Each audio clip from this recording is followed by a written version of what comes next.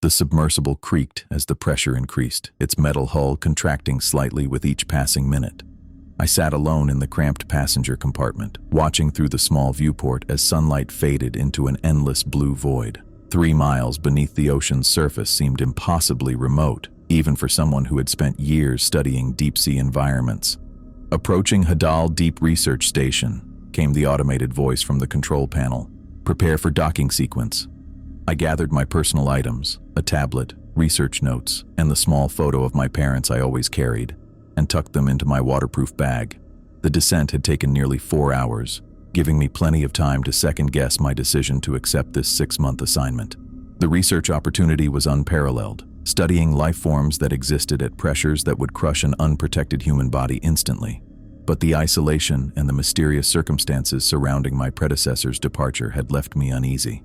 The submersible's lights cut through the darkness, revealing the hulking outline of the research station.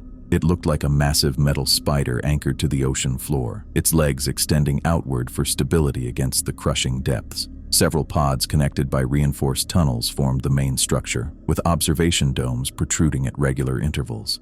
With a series of mechanical whirs and clanks, the submersible locked into the station's external docking bay. Water drained from the chamber as pressure equalized, a process that took another 15 minutes. When the airlock finally opened with a hiss, I stepped through into the station's receiving area, my legs wobbly after hours of confinement. A woman waited for me, her posture rigid and her eyes alert. She wore a standard-issue research uniform with commander insignia on the shoulders. Her salt and pepper hair was pulled back in a tight bun, and the lines around her eyes suggested years of squinting at data screens or peering into the darkness beyond the station walls. "Dr. Chen, welcome to Hadal Deep." Her voice was crisp and authoritative. "I'm Dr. Elena Rodriguez, station commander." "Thank you for having me," I said, extending my hand. Her grip was firm but brief, as if she had more important matters to attend to, which I supposed she did. "Your quarters have been prepared, but before I show you there, we need to go over the station protocols." She turned and walked briskly down a narrow corridor, clearly expecting me to follow. The station hummed with the constant sound of life support systems. The air smelled slightly metallic, recycled countless times through filtration systems. The walls were a uniform gray, broken only by safety instructions and equipment markers. Elena led me to a small conference room with a table and 6 chairs. On the wall hung various charts of deep-sea creatures and topographical maps of the ocean floor. She gestured for me to sit, then remained standing herself. "Dr. Chen, I'll be direct. Hadal Deep exists to study organisms and geological formations that can't be observed anywhere else on Earth. But this environment is hostile in ways that go beyond the obvious physical dangers." She pulled a laminated card from her pocket and placed it on the table between us. "These are the survival rules. Memorize them. Your life depends on following them without exception." I picked up the card, expecting standard emergency procedures, what to do during hull breaches or power failures. Instead, I found 6 bizarre protocols printed in bold red letters. 1. Never leave the station after 9 p.m. 2. If a fish follows you during a dive, keep swimming in wide circles until it loses interest. 3. Do not investigate hatches that open on their own.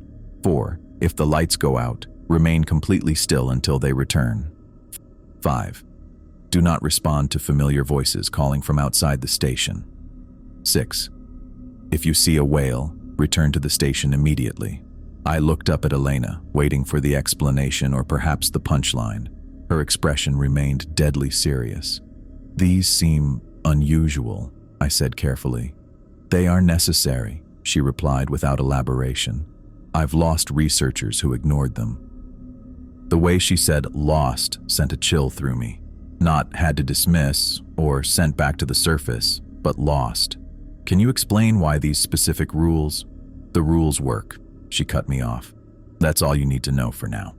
The rest of the team follows them without question, and you will too." She took the card back from my hand and returned it to me. "Keep this with you at all times. Now let's meet the others." Elena led me through more corridors until we reached what appeared to be the main research lab. 4 people looked up as we entered, their work momentarily forgotten. I immediately noticed the tension in the room. Not just the normal awkwardness of meeting someone new, but something deeper, more pervasive. "Team, this is Dr. Marcus Chen, our new marine biologist. He'll be taking over Dr. Hayes's research projects. Elena gestured to each person in turn. James Park, our senior researcher, Sarah Mitchell, geologist, David Thompson, oceanographer, and Maria Santos, biochemist. James was a gaunt man with thinning black hair and dark circles under his eyes. He barely looked at me as he nodded in acknowledgement. Sarah offered a thin smile, her strawberry blonde hair pulled back in a messy ponytail. Her eyes darted nervously between me and the wall behind me. David, tall with close-cropped black hair, extended his hand. His grip was clammy. "Welcome to the bottom of the world," he said with forced cheerfulness. Maria simply nodded, her curly black hair framing a face that studied me with careful assessment. "I'm looking forward to working with all of you," I said, trying to break the uncomfortable silence that followed. "Dr. Chen will need a tour of the facilities and an overview of current projects," Elena said. "I have to check on the external sensors. David, can you handle the tour?" David nodded, and Elena left without another word. "So," I said, looking around at my new colleagues, "how long have you all been stationed here?" "Too long," James muttered, turning back to his workstation. Sarah glanced at him with a worried expression. "I've been here 8 months," she said quietly. "James has been here almost a year. David and Maria arrived 4 months ago." "And Dr. Hayes?" I asked. "The researcher I'm replacing?" The room went silent. Sarah looked down at her hands. Maria turned away, suddenly very interested in her computer screen. "Dr. Hayes completed his assignment and returned to the surface," David said finally, his tone flat. "Come on, I'll show you around." As David led me through the station, pointing out the various labs, equipment storage, and living quarters, I couldn't shake the feeling that something was very wrong here. The researchers moved through the station like people under constant surveillance, checking corners and doorways before entering rooms, keeping their backs to walls. "This is the observation deck," David said, as we entered a large dome-shaped room with reinforced glass windows that looked out into the abyssal darkness. "Best view in the house, though there's not much to see without the external lights." He pressed a button on a control panel, and powerful floodlights illuminated the ocean beyond the glass. The seafloor was visible, a strange landscape of volcanic vents and unusual rock formations. And swimming in the light's edge were creatures I'd never seen before. Translucent fish with impossibly large eyes, gelatinous organisms that pulsed with bioluminescence, and arthropods that skittered across the sand. "It's incredible," I said, moving closer to the glass. "Some of these species must be undocumented." "Many are," David agreed, though he kept his distance from the window. "You'll have plenty to study during your time here." I noticed he checked his watch. "It's getting late. I should show you to your quarters so you can settle in." "What time is it?" I asked. "Almost 8:30, he replied. "We usually gather in the central lab after dinner. It's safer that way." "Safer? From what?" David hesitated. "Just a habit we've developed. You'll understand soon enough." My quarters were small but functional, a bed, desk, storage lockers, and a tiny bathroom. My research equipment had already been delivered and stowed. "Dinner's at 7, breakfast at 6, lunch whenever you can fit it in," David explained from the doorway, clearly reluctant to enter. "The mess hall is 2 sections over, past the medical bay. You should get some rest. First day in the deep is always disorienting." After he left, I unpacked my personal items and tried to make sense of everything I'd seen and heard. The strange rules, the nervous researchers, the way they all seemed to be hiding something. It didn't align with the prestigious research opportunity I'd been promised. I reviewed the laminated card again, running my finger over each rule. What kind of place needed rules like these? What had happened to make them necessary? Over the next week, I settled into the station's routine as best I could. Each morning began with a team briefing in the central lab, where Elena would assign daily tasks and review any issues from the previous day. Then we'd disperse to our respective research areas. My work involved collecting samples from the surrounding environment, either using remote collection devices or occasionally direct observation during brief, carefully monitored dives. The marine life was fascinating. Organisms that had evolved to survive in one of Earth's most extreme environments, developing unique adaptations to the crushing pressure, near-freezing temperatures, and perpetual darkness. I spent hours at the observation deck, documenting the bioluminescent creatures that drifted past the windows. Some emitted pulses of blue light. Others glowed constantly with an eerie green radiance. One species, a jellyfish-like organism about 2 feet in diameter, created complex patterns of light that seemed almost like communication. But as fascinating as the research was, I couldn't ignore the strange behavior of my colleagues. Each evening, as 9 o'clock approached, they would gradually migrate to the central lab, away from the observation windows and exterior walls. They brought their work with them: laptops, sample containers, notes. But the move itself seemed ritualistic, performed without discussion or acknowledgement. The first night, I had continued working at the observation deck past 9, absorbed in documenting a particularly interesting specimen. Sarah had appeared in the doorway, her face pale. "Marcus, it's after 9, she'd said, her voice barely above a whisper. "You should come to the central lab."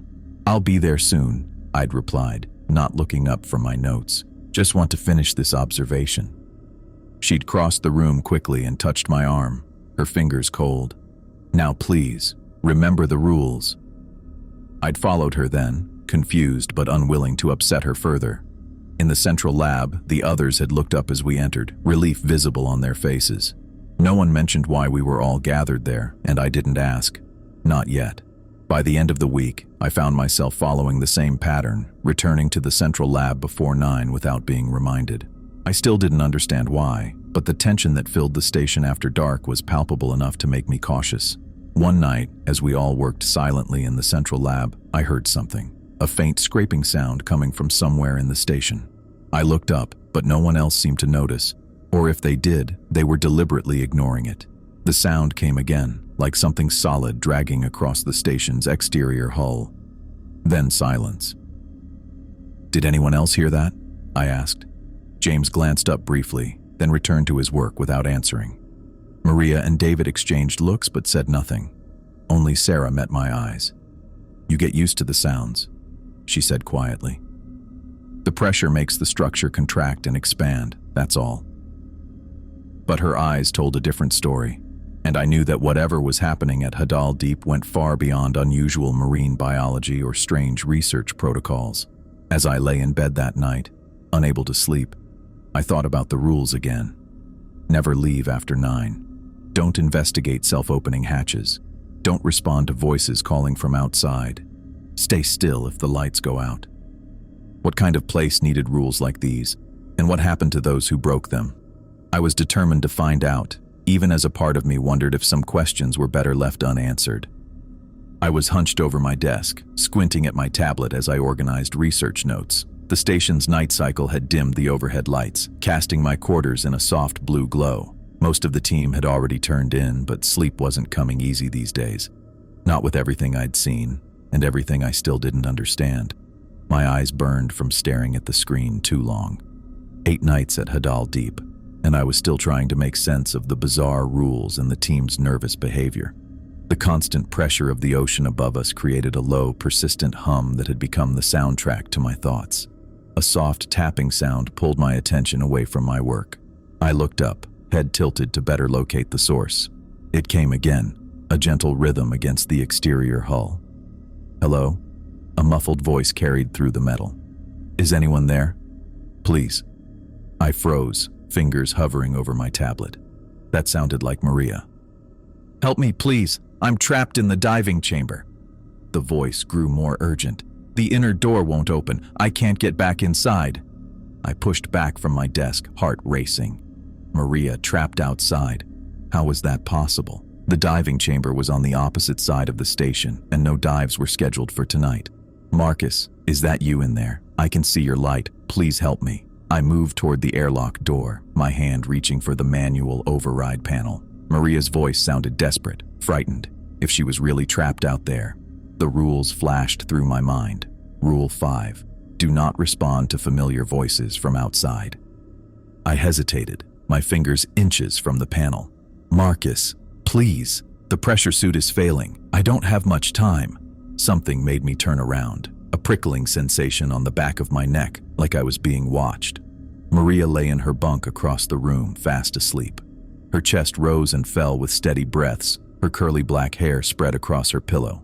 I backed away from the airlock, cold sweat breaking out across my forehead. That couldn't be Maria outside. Maria was here, sleeping peacefully in her bunk. "Marcus, why aren't you helping me?" The voice outside changed, becoming harder, angrier. "I know you're in there. Open the door." I moved to Maria's bunk and gently shook her shoulder. "Maria? Maria, wake up." She stirred, blinking up at me in confusion. "Marcus? What's wrong?" "Listen," I whispered. The voice outside called again, a perfect imitation of Maria's soft Brazilian accent. "Please, Marcus. I'm dying out here." Maria's eyes widened. She sat up quickly, pressing her back against the wall. "Don't open it," she whispered, "no matter what it says." We sat in silence, listening as the voice continued to plead, then demand, then threaten. It called my name over and over, cycling through emotions like an actor running through a repertoire. For 20 minutes, we listened to not Maria beg for her life. Then, as suddenly as it had started, the voice stopped. The silence that followed felt heavier than the ocean pressing down on us. "Has this happened before?" I asked, my voice barely audible. Maria nodded, her hands trembling slightly. "It knows all our voices. Sometimes it's Elena, sometimes David or James. Once it sounded like my mother." She pulled her knees to her chest. "We never opened the door after 9. Never." I didn't sleep that night. I lay in my bunk staring at the ceiling, listening for voices that didn't return. The next morning I dragged myself to the cafeteria, eyes gritty from lack of sleep. James and Sarah sat together at one of the small tables, speaking in low voices that stopped when I entered. "Where's David?" I asked, pouring myself coffee from the shared pot. Sarah glanced at her watch. "He should be here. He's usually up before any of us." I finished my coffee and decided to look for him. The station wasn't large, only a few thousand square feet of habitable space, but its circular design and multiple levels made it easy to miss someone. I checked the labs first, then the equipment room. No sign of David. On a hunch, I headed toward the observation deck. The door to the dome-shaped room was open. David stood with his back to me, facing the reinforced glass windows. The external floodlights were on, illuminating the strange landscape of the ocean floor. David didn't move as I approached. He stood perfectly still, his arms hanging at his sides, staring out into the deep. "David?" He didn't respond. I moved closer and saw his reflection in the glass. His eyes were open but vacant, fixed on something beyond the station's lights. "David, are you okay?" When he still didn't answer, I reached out and touched his shoulder. David jerked violently, spinning around with such force that I stumbled backward. His eyes were wide, pupils dilated, a thin sheen of sweat on his forehead. "What? What is it?" he asked, looking around wildly. "You were just standing here," I said, keeping my distance. "Staring out the window. I called your name a couple times." He ran a hand over his close-cropped hair, blinking rapidly. I was just checking the external sensors." "The sensor panel is over there," I said, pointing to the control station in the corner. "You were staring out the window." David looked back at the glass as if seeing it for the first time. "I don't remember coming here," he said quietly.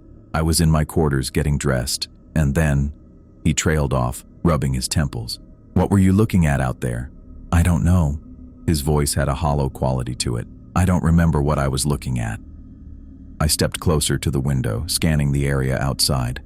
The floodlights cut through the darkness, revealing volcanic vents, strange rock formations, and the occasional movement of deep-sea creatures. Nothing unusual, at least nothing more unusual than what I'd already seen. "Maybe you should see Elena," I suggested. "Get checked out." David nodded absently, still staring at the window. "Yeah, maybe." But he made no move to leave. I stayed with him, watching as awareness gradually returned to his eyes. When he finally agreed to go to the medical bay, I walked with him, noticing how he kept glancing back toward the observation deck. 2 weeks passed without incident. I settled into the routine of the station: morning briefings, research dives, evenings in the central lab. The rules became habit, though I still didn't understand their purpose. No one talked about the voices outside or David's strange behavior at the observation deck. On my first solo dive during the 3rd week, I swam along the western ridge collecting samples of mineral deposits. The dive suit was bulky but maneuverable, its built-in heating system keeping me comfortable despite the near-freezing temperatures of the deep ocean. I was examining a particularly interesting formation when movement caught my eye. Something pale glided between 2 rock outcroppings about 20 feet away. I turned, adjusting my external light to better see what it was. A fish, if you could call it that. hovered at the edge of my light's reach, about 3 feet long, with translucent skin that revealed shadowy organs beneath.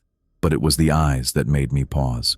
Large, forward-facing eyes that seemed to study me with unmistakable intelligence. I'd documented dozens of species since arriving at Hadal Deep, but nothing like this. I reached for my sample collection tool, thinking I might try to get closer. The fish moved when I did, maintaining the exact same distance between us. I swam a few feet to the left, and it matched my movement perfectly. A chill ran through me that had nothing to do with the water temperature. Rule 2 flashed in my mind. If a fish follows during a dive, swim in wide circles until it loses interest. I began to swim in a wide arc, keeping my movements smooth and deliberate. The fish followed, never getting closer or farther away. I completed one full circle, then another. On the third circle, the creature darted forward suddenly, close enough that I could see rows of needle-like teeth behind its thin lips, before shooting away into the darkness beyond my lights. I finished collecting my samples as quickly as possible and returned to the station, trying to shake the feeling that I was still being watched. That evening, I found Sarah in the lab analyzing core samples. She looked up when I entered, tucking a strand of strawberry blonde hair behind her ear. "How was the dive?" she asked, her voice carrying its usual edge of nervousness. "Interesting," I said, setting down my collection case. "I had a visitor out there." Her hands went still on her equipment. "What kind of visitor?" "A fish, pale, about 3 feet long, big eyes." I pulled up my dive footage on the nearby screen. It followed me for a while. I had to swim in circles like the rule says. Sarah moved closer to see the footage, her face paling as the creature came into view. "You followed the rule exactly? You didn't try to approach it or come back too quickly?" "I did exactly what the rule said. It eventually lost interest and swam away." She let out a shaky breath. "Good. That's good. Sarah, what is that thing? I've never seen anything like it in any of the taxonomic guides." She glanced toward the door, then lowered her voice. "We call them followers. They're not normal fish." "What does that mean?" "They're drawn to our lights, our movements. They follow divers." She twisted her hands together. "Robert, Dr. Hayes. He encountered one during a dive about 6 months ago." "My predecessor?" I asked, remembering how the team had gone quiet when I'd mentioned him during my first day. Sarah nodded. "He was excited about it, thought he'd discovered a new species. He tried to catch it instead of following the rule." "What happened?" "The fish swam away, just like yours did, but Robert was sure he could find it again. He cut his dive short and came back to the station to get different equipment." She looked down at her hands. "He went back out an hour later, alone, against protocol. I felt a growing unease. And we found him the next morning." Her voice dropped even lower. "What was left of him? His dive suit was torn open. His body was..." She swallowed hard. "Elena said it looked like he'd been torn apart from the inside out." The image hit me like a physical blow. From the inside, there were bite marks, hundreds of them, but they started from within. She looked up at me, eyes wide with remembered horror, like something had gotten inside him somehow and eaten its way out. I thought of the creature's needle-like teeth, its intelligent eyes watching me. "And you think it was the fish?" "I don't know what it was, but I know the rules exist for a reason." She turned back to her work, hands still trembling. "We follow the rules, and we survive. That's all any of us can do down here." I stayed in the lab with her until 9, when we joined the others in the central lab for the night. As I sat there surrounded by the team, I couldn't shake the image of Hayes torn apart, or the memory of those intelligent eyes watching me through the darkness. The rules were keeping us alive, but from what exactly, I was only beginning to understand. I was running samples in the central lab during my 4th week at Hadal Deep when the lights went out. All of them. The overhead fluorescents, the instrument panels, even the small LEDs on the equipment. 1 second, I was pipetting seawater into test tubes. The next, I was standing in absolute darkness. My body locked up instantly. Rule number 4 flashed through my mind. If lights go out, remain still until they return. I froze mid-motion, pipette still held between my fingers, and listened. The usual background hum of life support systems had stopped. In that perfect silence, my breathing sounded impossibly loud. Then I heard it, a soft scraping sound against the exterior hull like something dragging across metal. My muscles tensed, but I didn't move. The scraping continued, slow and deliberate, moving across the station wall to my right. "Hello?" Sarah's voice called out from somewhere down the corridor. "Is anyone there? I can't see anything." I opened my mouth to respond, then closed it. Something felt wrong. Sarah should know the rules by now. We'd all been briefed. We'd all seen how seriously Elena took them. The scraping grew louder, more insistent. It sounded like massive claws exploring the station's surface, testing it for weaknesses. I could track the movement around the lab's exterior wall, heading toward the observation window. My heart beat faster, but I kept perfectly still. Sweat trickled down my back. The darkness was absolute. I couldn't even see my hand in front of my face. A heavy pressure pushed against the observation window behind me. The reinforced glass creaked under the strain. Whatever was out there was massive. I wanted desperately to turn and look, but Rule 4 kept me frozen in place. Minutes stretched like hours. I counted my breaths to keep track of time. The pressure against the window increased until I was certain it would crack. The creaking grew louder, a high-pitched sound of glass under stress.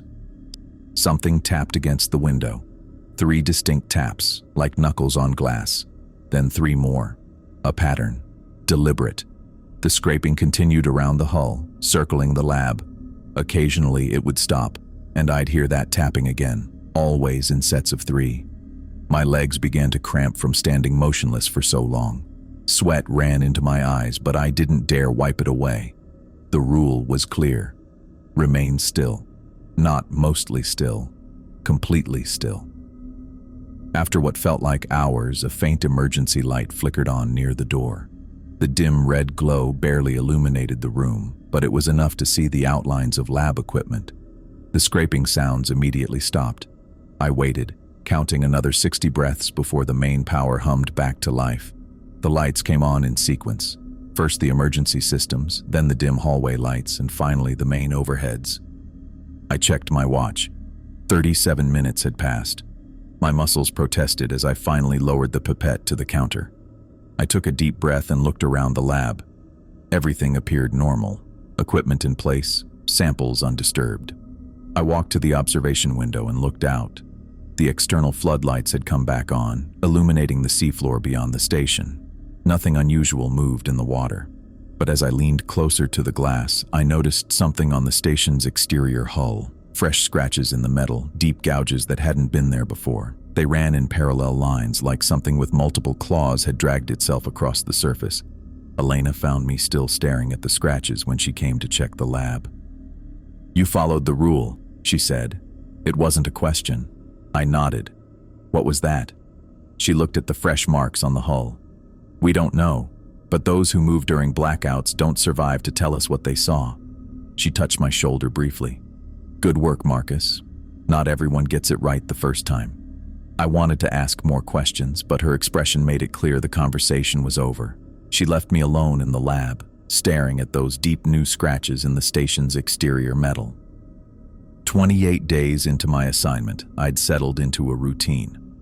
Wake up, shower in the tiny stall with recycled water, eat breakfast with whoever was in the cafeteria, then work my shift. The rules had become second nature, though their necessity remained unsettling. On my 32nd day, I was checking equipment in the lower maintenance section. The area housed water filtration systems, backup generators, and other critical infrastructure. It was typically deserted. Most of the systems ran automatically, requiring only occasional maintenance. I turned a corner and stopped. 20 feet ahead, a hatch in the floor stood open. Rule number 3. Do not investigate self-opening hatches. I backed up a step. The hatch led to an even lower level, one I hadn't been briefed on. A faint blue light glowed from inside, casting eerie shadows on the corridor walls. "Marcus?" Elena's voice called from inside the hatch. "Marcus, is that you? Thank God. We have critical system failures down here. I need your help immediately." Her voice sounded strained, urgent. I took an instinctive step forward, then stopped. "The primary oxygen recyclers are failing," Elena's voice continued. "If we don't fix them in the next 10 minutes, we'll lose life support for the entire station. I need your hands on this now." I hesitated. Elena was supposed to be working in the upper lab today. I'd seen her there less than an hour ago, running simulations with Sarah. "Marcus, please, we're running out of time." Her voice became more desperate. People will die if you don't help me right now. I backed away slowly, keeping my eyes on the open hatch. The control panel for remote hatch operations was mounted on the wall 15 feet behind me. I moved toward it, careful not to make any sudden movements. "What are you doing?" Elena's voice changed, becoming harder. "Get back here. That's an order, Chen." I reached the panel and punched in the emergency seal code. The hatch began to close automatically. "No!" The voice that came from the hatch no longer sounded like Elena. It was deeper, distorted, with an undertone that made my skin crawl. "You'll die without me!" The hatch sealed with a hydraulic hiss, cutting off the voice mid-scream. I leaned against the wall, breathing hard. 10 minutes later, I found the real Elena in the upper lab, exactly where she was supposed to be. "You did the right thing," she said after I reported the incident. Her face looked pale. "We're sealing the entire lower section indefinitely. No one goes down there for any reason." "What was it?" I asked. "What's down there?" Elena looked at me for a long moment. "Something that knows our voices. Something that knows what we fear." She turned away. "And that's all you need to know to stay alive." That night, I lay awake in my bunk, listening to the constant hum of life support systems and wondering what would have happened if I'd climbed down that hatch. By my 6th week at Hadal Deep, I'd grown accustomed to the constant pressure of living 3 miles underwater. The strange incidents, the blackout, the hatch, had faded somewhat, replaced by the daily routine of research and survival. I was in the equipment room cataloging dive gear when I realized I needed James to sign off on some samples we'd collected earlier. I checked the lab, the cafeteria, even the observation deck. No sign of him. "Has anyone seen James?" I asked Sarah when I found her in the geology lab. She looked up from her microscope. "He was heading to check the external sensors about an hour ago. Should be back by now." I checked the dive log. No one had signed out for an external mission. I walked to the airlock and found it secure. No signs of recent use. "Elena," I called over the comm system. "Is James with you?" "Negative." Her voice crackled back. "Last I saw him was at the morning briefing." We organized a search of the station. 6 people, less than a square mile of enclosed space. It shouldn't have been difficult. But 3 hours later, we still hadn't found him. Elena was about to initiate emergency protocols when the alarm for Airlock 2 sounded. We all rushed to the secondary dive prep area. James stood in the decontamination chamber, still wearing his dive suit minus the helmet. Water pooled around his feet. His eyes stared straight ahead, unfocused. "James?" Elena approached the glass partition. "James, can you hear me?" He didn't respond. His face remained blank, expressionless. "How did he get out?" I asked. "The logs don't show any dive authorization." Elena shook her head. "They wouldn't if he bypassed the safety protocols." She turned to David. "Get a medical kit. Now." When the decontamination cycle finished, the inner door opened. James didn't move. Elena and I had to physically guide him out of the chamber and to the medical bay. His body was pliant but unresponsive, like moving a mannequin. "James, where were you?" Elena asked as David checked his vital signs. James's mouth opened slightly, but no words came out. Just a soft, continuous humming sound. "His heart rate is elevated. Pupils dilated," David reported. "No obvious physical trauma." "James," I tried, standing directly in his line of sight. "What happened out there?" His eyes suddenly focused on mine with such intensity that I stepped back. His hand shot out and grabbed my wrist. His grip was painfully tight. "They're in the walls," he whispered. "They've always been in the walls." Then his eyes rolled back, and he began to convulse. David administered a sedative, and James went limp on the examination table. We moved him to his quarters and took turns monitoring him through the night. By morning, his vital signs had stabilized, but he remained unresponsive. It was 3 days before James spoke again. When he finally did, he couldn't, or wouldn't, explain where he'd been for those 3 hours. He returned to his duties, but something had changed. I noticed it first in the cafeteria. We were discussing sample collection routes when James suddenly stopped mid-sentence. His gaze fixed on the wall behind me, and he stared for nearly a minute before continuing as if nothing had happened. It happened again during a team meeting. James was reviewing data when he abruptly fell silent, eyes locked on a section of wall near the ceiling. When Elena called his name, he blinked several times before resuming. I also noticed he now took elaborate routes through the station, avoiding certain sections entirely. He would walk the long way around to reach the lab, never passing through the east corridor. If asked to retrieve something from those areas, he would find excuses or ask someone else to go. Once I found him standing in a corner of the observation deck, pressing his ear against the wall. "James?" I approached cautiously. "What are you doing?" He jerked away from the wall, looking embarrassed. "Nothing, just checking for structural integrity." But his eyes kept drifting back to that spot on the wall, as if he could hear something the rest of us couldn't. During dinner a week after his disappearance, I watched him push food around his plate, barely eating. When Sarah asked him a question about their joint research, he started to answer, then stopped, staring at the wall behind her. "James?" Sarah waved her hand in front of his face. "You okay?" He blinked rapidly. "Sorry, I thought I saw." He trailed off, then stood abruptly. "I need to check something in the lab." As he left, Elena and I exchanged glances. Whatever had happened to James during those missing 3 hours had fundamentally changed him. He moved through the station like a man haunted, stopping mid-conversation to stare at walls, avoiding certain areas, jumping at sounds no one else could hear, and I couldn't shake the feeling that whatever he'd encountered out there in the crushing darkness was somehow still with him, watching all of us through his eyes. I stood at the observation deck during my 8th week at the station, my eyes fixed on the external cameras. The murky darkness beyond our lights had become almost familiar by now, the crushing pressure of the ocean depths a constant companion to my research. I adjusted the camera angle, scanning methodically across the seafloor as I had done dozens of times before. A flicker of movement caught my eye from the edge of our light perimeter. I leaned closer to the monitor, adjusting the focus. Something was out there, something big, much bigger than the creatures we typically documented. "What the hell is that?" I whispered to myself, my breath fogging the screen slightly. The movement came again, more deliberate this time. I tracked it with the camera, trying to get a clear image as it approached the edge of our visibility. Then it emerged into the light, and my mind struggled to process what I was seeing. The creature was massive, at least 200 feet long, maybe more. Its body seemed to defy classification, with skin that shifted and rippled as if not entirely solid.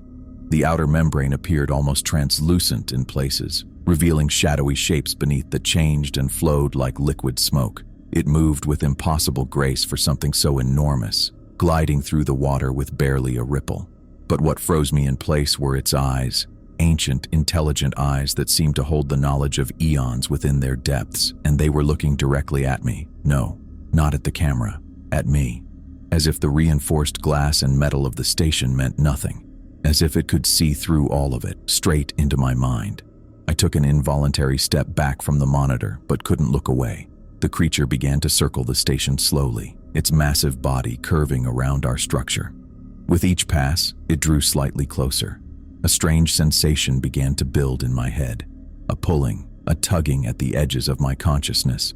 I found myself moving toward the airlock without consciously deciding to do so. My hand reached for the control panel.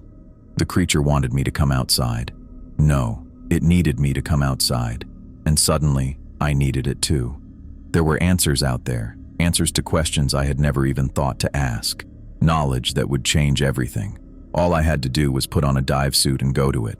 I could almost feel the cold water against my skin, could almost hear the whispers of ancient secrets.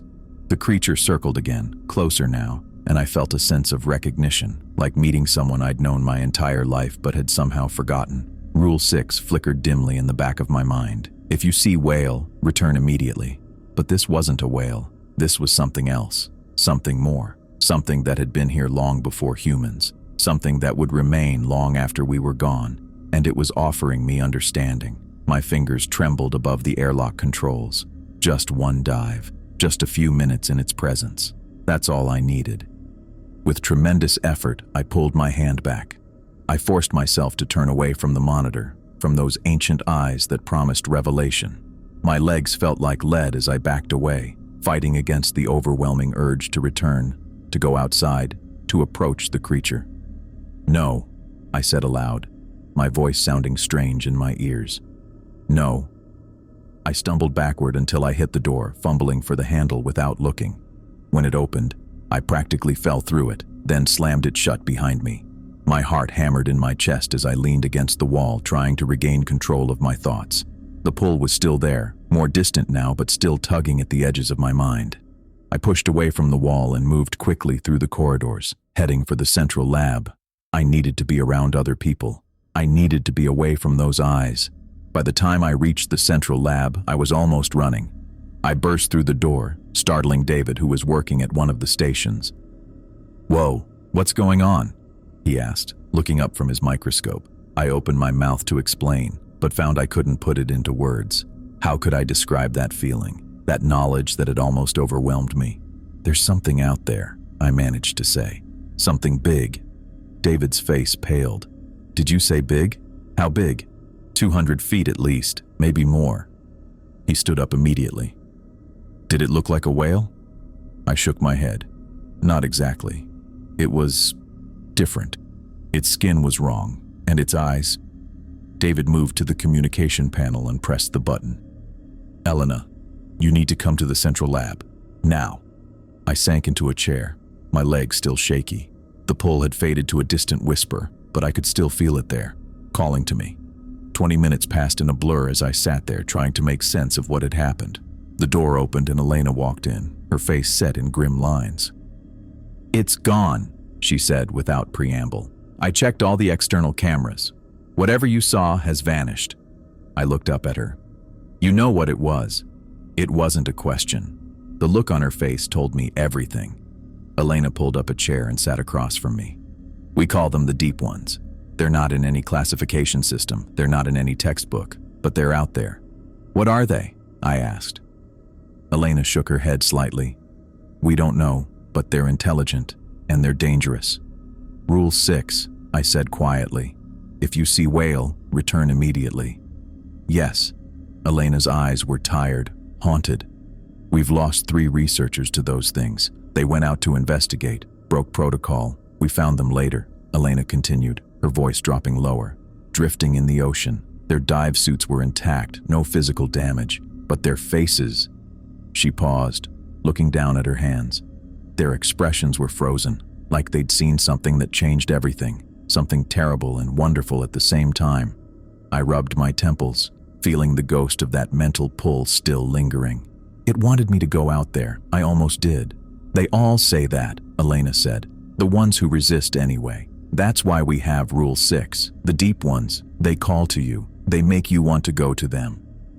"But what happens when you do?" I asked. Elena looked at me, her eyes reflecting the harsh overhead lights. "We don't know exactly. The bodies we recovered showed no physical trauma. Brain scans showed massive neural activity before death, like their minds were overwhelmed with information.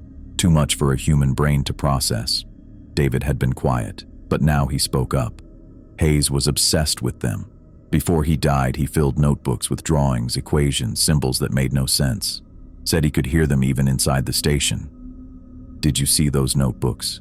I asked. Elena shook her head. "We sent them to the surface with his body. The company wanted them." She stood up, placing a hand on my shoulder. "You did the right thing, Marcus. You followed the rule. You're still here." The weight of her words settled on me. I'd come closer to death than I realized. "Get some rest," she said, "and stay away from the observation deck for a few days." I nodded, though I knew sleep would be difficult. As Elena left, I turned to David. "Have you ever seen one?" His eyes darted away. "Once, during my 2nd month, smaller than what you described, but yeah." He gathered his notes, clearly uncomfortable with the conversation. "Listen to Elena. Stay away from the windows for a while." The days that followed were strange. I threw myself into my research, analyzing samples and compiling data, but part of my mind kept returning to those ancient eyes, the memory of them watching me, knowing me. As my 3-month assignment neared its end, I found myself reflecting on my time at Hadal Deep. I'd come close to breaking every single rule. Too close. The voices outside the hull had become more convincing each time I heard them. The mysterious hatches appeared more frequently now, always in different locations, always with that blue light spilling out. The blackouts lasted longer, and the urge to investigate the darkness beyond our lights grew stronger with each passing day. I understood now why the rules existed. It wasn't bureaucratic caution or scientific protocol. It was survival. The isolation down here, the constant pressure, both physical and psychological, made the forbidden actions seem increasingly reasonable. Rational, even. One night, as we all gathered in the central lab after dinner, I looked around at my colleagues. James still stared at walls, still took the long way around certain corridors. Sarah jumped at unexpected sounds. David checked his watch constantly as if counting down to something. Maria kept her back to solid surfaces at all times. And me? I found myself drawn to the observation windows more often, searching the darkness for something I couldn't name. The deep one had left its mark on me, even though I'd resisted its call. We were all changed by this place, by what lived in the crushing darkness around us.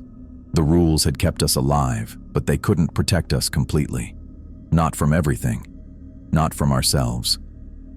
I packed the last of my research samples into the secure transport container, sealing each specimen tube with extra care. 6 months at the bottom of the ocean had taught me to double-check everything. The station's life support systems hummed their familiar tune as I closed my tablet case and disconnected the backup drives.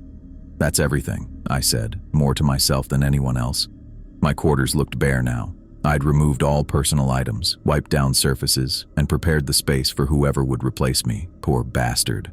I wondered if they'd follow the rules better than I had. I hoped so, for their sake. Elena appeared in my doorway, her face a careful mask of professionalism. "Transport's ready," she said. "Final checklist complete?" I nodded, picking up my bags. All data backed up, specimens secured, personal effects packed. She gave a quick, efficient nod and stepped aside to let me pass. We walked in silence through the gray corridors, our footsteps echoing off metal walls.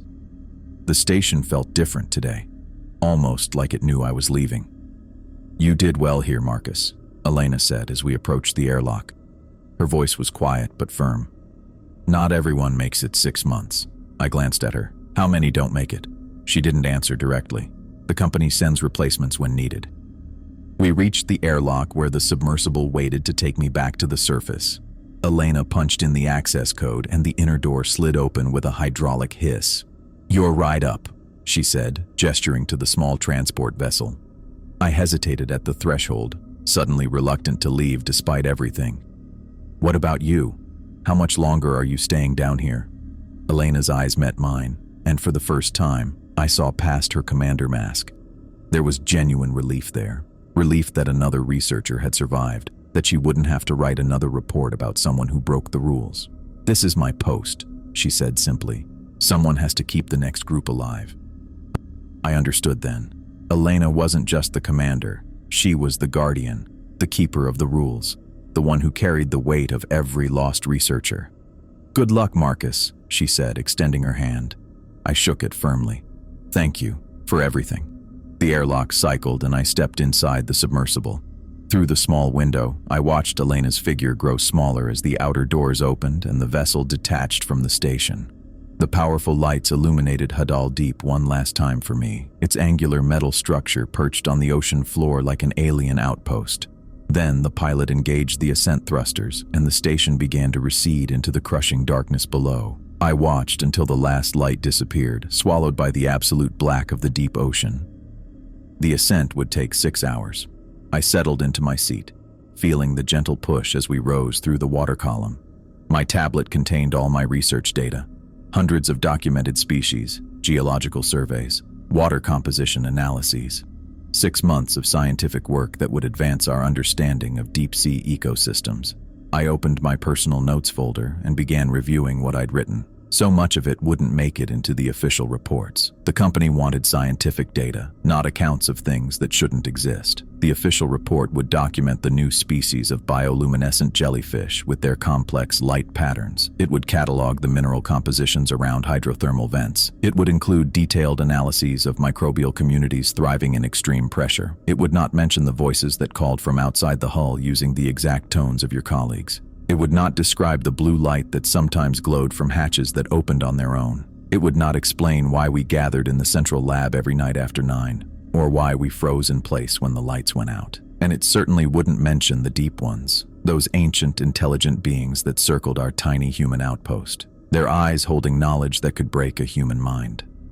I looked through my notes on David's strange behavior at the observation deck, on James's whispered warnings about things in the walls, on the parallel scratches that appeared on the hull after blackouts. None of this would make it into my official report. The submersible continued its slow journey upward. 3 hours in, we passed through the midnight zone, where even sunlight couldn't reach. 5 hours into the ascent, I noticed a change in the water outside my window. The absolute black had given way to a dark blue. We were entering the twilight zone, where traces of sunlight could penetrate. I pressed my hand against the cool glass, watching the blue grow lighter with each passing minute. I knew then that I would never return to the deep ocean. My research career would continue, but I'd find projects that kept me on land or in shallow coastal waters, places where sunlight reached. As the submersible rose higher, sunlight finally penetrated the water around me. Golden rays cut through the blue, creating shafts of light that danced with particles in the water. After 6 months of artificial lighting and perpetual night, the natural sunlight felt almost painful to my eyes. I squinted against the brightness, feeling a smile spread across my face despite myself. We were almost there. The pilot's voice came through the intercom. "Surface in 5 minutes. Prepare for breach." I secured my tablet and braced myself. The submersible slowed as we approached the surface, then gently pushed upward through the final meters of water. The vessel broke through with a splash, bobbing on the ocean surface. Water streamed down the windows, and through them, I saw the vast blue sky for the first time in half a year. The top hatch unsealed with a hiss. The pilot pushed it open, and warm Pacific air rushed in, carrying the smell of salt and sunshine. I climbed up after him, emerging onto the small deck of the submersible. The sun hit my face, warm and real. I closed my eyes and turned toward it, feeling its heat on my skin. The gentle rocking of the vessel on the waves felt strange after months of solid metal floors. I was alive. I had survived Hadal Deep and its rules. But as I opened my eyes and looked out at the endless horizon, I knew I would never forget the crushing darkness below, or the ancient things dwelling in the deepest places of the ocean, waiting for humans foolish enough to ignore the rules. A research vessel approached to pick us up. Soon I'd be back in civilization, writing reports, analyzing data, moving on with my career. But part of me would always remain 3 miles down, listening for scraping sounds against the hull, watching for movement in the darkness beyond the windows, and remembering the eyes of the deep one as it looked into my mind. Some rules aren't meant to be broken. Some places aren't meant for humans to go, and some knowledge is better left undiscovered in the crushing darkness at the bottom of the world.